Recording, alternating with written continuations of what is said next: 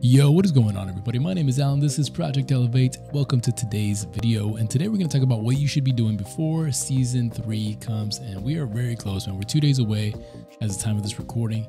And we're getting info later today with the Courtside Report. So make sure you follow us on Twitter and Twitch. And we're going to be live streaming. Actually, whenever that drops, we're going to be going through it live on stream. So make sure you follow down below. Anyway, so let's get into what we should be doing before Season 3 drops.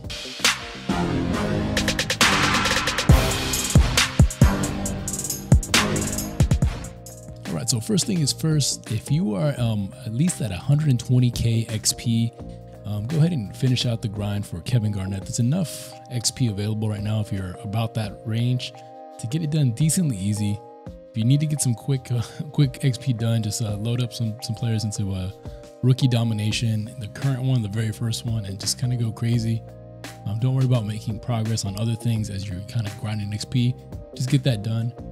If you're not super close, don't stress it too much. KG is an okay card, really good defensively, but offensively, so-so. But if you're close, go ahead and get him. It's a free card, a placeholder card that maybe allows you to sell a player, stack up some MT. So go ahead and pick him up if you're close to getting him. Next thing is Gary Payton, and I don't have him yet, and I am in the pink diamond tier. But if you're in the pink diamond tier, go ahead and make a final run for Gary Payton. So Gary Payton's still probably the best point guard as of now, until they drop like a Magic or some type of big point guard that's really good. But even like with the likes of Penny out there, Gary Payton's in a class all of his own. If you've ever had to like go up against Gary Payton, full court pressing you know what I'm talking about. So go ahead and pick him up. The stats are probably on the screen right now. His defense goes crazy. His jumper is pretty good. Good enough to make buckets, good enough to play make, do all that stuff for you. Not like the most 300 meta type point guard, but defensive clamp god. Definitely worth picking him up. I'll probably make one last run at him.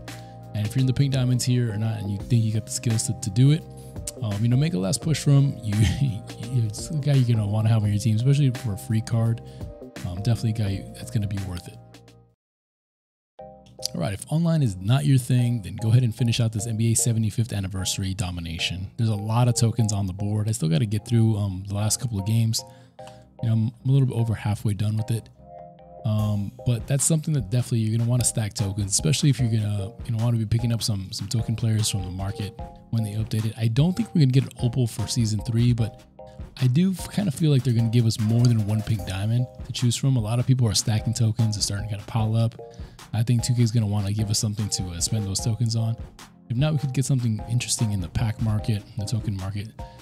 So go ahead and finish this out. If online is just not your thing, knock out some of these domination games. You have enough time between now and Friday new season to get this done if you've already kind of started it. And maybe go back and finish some of these, but definitely 75th is where you want to be at. I doubt we get a new domination for Season 3. Probably some type of spotlight challenge thing, kind of like what we got with Luka. But either way, you don't want to just have all these things piling up and you have like a bunch of stuff to do. So go ahead and knock some of this out. All right, the next thing you want to do is you really want to start stacking up MT. If you've been following along with the My Team guide and the update to that for Season 2, you will remember that we wanted to get to 500,000 for this season. And I was a little bit above that. I picked up Clay recently. But you definitely want to be up at around 500k by now. That way you can have some options as far as either just picking up a really nice card if it's kind of meta changing and it's kind of like a must-have card. Being able to just have the flexibility to rent players, take a tiny little hit on MT, to get that XP done, stuff like that. Or just, have the freedom to kind of enjoy the game. It's really not that hard to get your MT to this kind of level. I know a lot of people in the community have, over 1 million, a couple million, something like that. So if you really want to go crazy, go for that. But some tips to get that done, go through your collection, sell any players that, that have value but aren't vital, aren't essential to your team. Go ahead and just get rid of them now. Go through, look at their badges. Sometimes you have a lot of MTs just sitting in badges. You can kind of flip it. 2K qualifiers just passed. That was a really good time to unload those badges. So look for the next one to really unload or add them to players to get a value for that. But still, there's still a bunch of stuff. Maybe you have a bunch of duplicates of something. Get rid of a couple. Get rid of some shoes. Go through your consumables, injury cards. Some of them still have a decent amount of value. So you never know what's sitting in your collection. Some old cards are starting to raise up in value. So just kind of go through them. Go into your collection like this and just go into a random collection and just check the value of a card. Really, it's a lot of the gold cards that seem to have some type of value. So the cheapest one here is the 3,400 for Hassan Whiteside.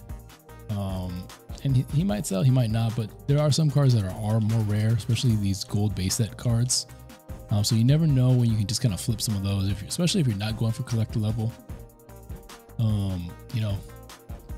Get rid of some of those cards, stack up some of that MT. Another cool little challenge is, try to stack up your auction house. Just do it one time. Stack up your auction house with 50 auctions going up. Anything that you're gonna make, like even a little snipe, even just like 1,000 MT, 2,000 MT, 3,000 MT on a snipe. Just fill it up, get everything to sell, and like watch everything sell and see how much profit you can make from it. Let me know in the comments if you do this, if it was your first time doing that, and how much profit you made from that. That's kind of a cool little thing. I might end up going around and doing that. Usually I'm more of a big game sniper, but I really gotta fill up my auction house one of these days and just kind of like let those profits trickle in. All right, so another thing you want to take care of is triple threat offline. Especially if you're not an online heavy gamer, go ahead and get up to 500 wins or as close as you can to those 500 wins. You never know who they're going to drop for the next player. Typically not super overpowered, but you never know when it's going to be your favorite player. And some of the rewards start getting pretty nice, stacking those 15 tokens. The MT starts going up. You get some prior packs. You never know what you're going to pull from that. And the grind isn't really too tough.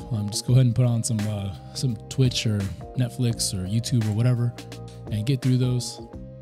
Just so that you're ready for the next season's drop. And staying in theme with Triple Threat, if you'd rather play online, jump onto Triple Threat online and try to scoop up that Paul Silas. Or just, rewards. It's a great way to make tokens, MT, stuff like that, as you kind of go up through it. Also, not a bad way to get diamond players for future exchanges. You never know who they're going to try to drop in the exchange for next season. So that could be, a really nice advantage to just have a couple of diamond reward players just stacked ready away, so that you can complete those exchanges. All right, and last but not least, go ahead and hop on, scrim with some friends, just have a little bit of fun. Try to, just play the game for fun without grinding XP, accomplishing this or accomplishing that. Get to know some players, try out different players at different tiers. Try some of the guys that people are hyped about. Try some of the budget beasts people are talking about. Get to know those cards, and you never know when one of those is going to be your next favorite. Try to find your favorite cards at different tiers, at a pink diamond tier, amethyst, or even some rubies and sapphires can be really useful. Whether it be for unlimited, whether it be for offline, TTO, or just limited runs or stuff like that. So just get to know some players, spend some time, really just playing the game to play the game. Not just spamming plays to get through it and beat the computer, or getting assists with that guy or points with that guy or whatever. Just kind of play some basketball, run some freelances, jump into some of those. We've got some tutorials for you guys on that on this channel. And just like I said, just have some fun, man. Try to re-engage with the fun and get ready for season 3, where we're going to go crazy. The grind starts all over again. So we're looking forward to that. Drop a like if this video was helpful. Subscribe if you want to see more content like this. My name is Alan. This is Project Elevate. Till next time, elevate your grind, game yourselves, and each other. Peace.